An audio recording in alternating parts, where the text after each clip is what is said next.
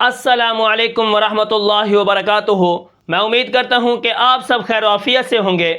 تو آج کا جو ہمارا سبق ہے وہ ہے قاعدہ نمبر 2 کی تنبیہ نمبر 2۔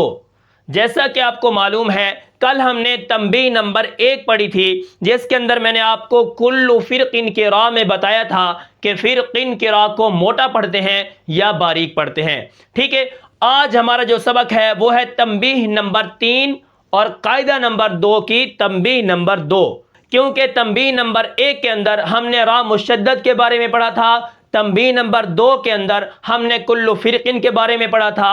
آج ہماری جو تنبیہ نمبر 3 ہے تو یہ آج کا ہمارا سبق ہے۔ ٹھیک ہے، اب یہاں پر دیکھیں تیسری شرط کے موافق، ٹھیک ہے، جو ہم نے تیسری شرط پڑھی تھی کہ را ساکن ہو پیچھے زیر ہو تو اس را کو باریک پڑھتے ہیں، اگر آگے موٹا حرف آ جائے تو پھر اس را کو موٹا پڑھتے ہیں۔ ٹھیک ہے، تیسری شرط میں جو لکھا ہے کہ اگر ایسی را یعنی را ساکن ہو پیچھے زیر ہو، ایسی را کے بعد حروف مستعلیہ کا حرف اسی کلمہ میں آ جائے تو اس را کو موٹا کر کے پڑھیں گے، جیسے کیا ہے فرقہ، مرصاد، اور اسی طرح لبل مرصاد کی راہ کو ہم پڑھتے ہیں موٹا کر کے۔ اب یہاں پر دیکھیں اسی کلمہ کے اندر ہو، اسی کلمہ کی قید اس لیے لگائی کہ دوسرے کلمہ میں حروف مستعلیہ کے ہونے کا اعتبار نہیں کیا جائے گا۔ ٹھیک ہے، حروف مستعلیہ کا حرف ہو یہ شرط ہے اسی کلمہ کے اندر ہو۔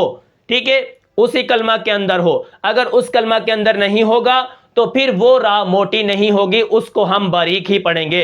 اب یہاں پر آپ سمجھیں، مثال کے طور پر دیکھیں کہ نمبر 1 انذر قومک، انذر الگ ہے، قومک الگ ہے، را ساکن ہے پیچھے زیر ہے، آگے حروف مستعلیہ کا حرف ہے اور اوپر زبر بھی ہے، لیکن ہم اس کو باریک ہی پڑھیں گے، انذر قومک۔ ٹھیک ہے، انذر الگ ہے، قومک الگ ہے۔ اسی طرح دیکھیں فاصبر صبرا، ٹھیک ہے، با را زیر بر، آگے صاد حروف مستعلیہ کا حرف ہے، لیکن ہم اس کو کیا کریں گے، باریک ہی پڑھیں گے، جیسے فاصبر صبرا۔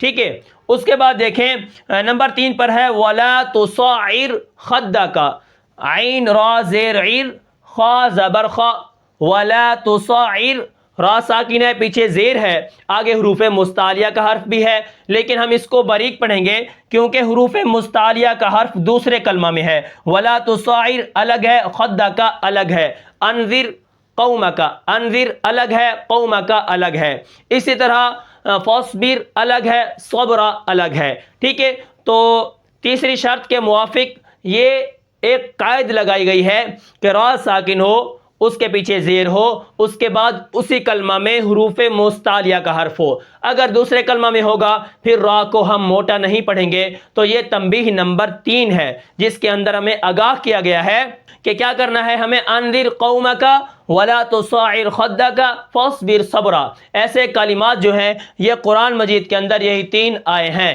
ٹھیک ہے، اس قاعدہ کے موافق۔ اب یہاں پر انذر قومک فاصبر صبرا ولا تصعر خدک، ٹھیک ہے، تمام قرآن میں اس قاعدہ کی یہی 3 مثالیں آئی ہیں۔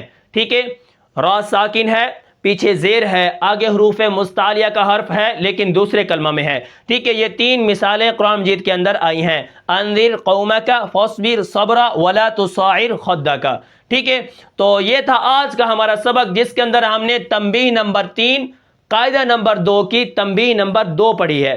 اس کے اندر ہمیں ایک بات سے خبردار کیا گیا ہے کہ آپ نے کیا کرنا ہے، را ساکن ہو پیچھے زیر ہو، آگے حروف مستعلیہ کا اگر حرف ہو تو پھر ہم اس کو موٹا کر کے پڑھیں گے، لیکن شرط یہ ہے کہ وہ حرف اسی کلمہ کے اندر ہو، اگر دوسرے کلمہ کے اندر ہوگا پھر ہم اس را کو باریک ہی پڑھیں گے، جیسے انذر الگ ہے، قومک الگ ہے، فاصبر الگ ہے، صبرن الگ ہے، ولا تصعر الگ ہے، خدک الگ ہے۔ ٹھیک ہے، تو یہ تھا مختصر آج کا ہمارا سبق۔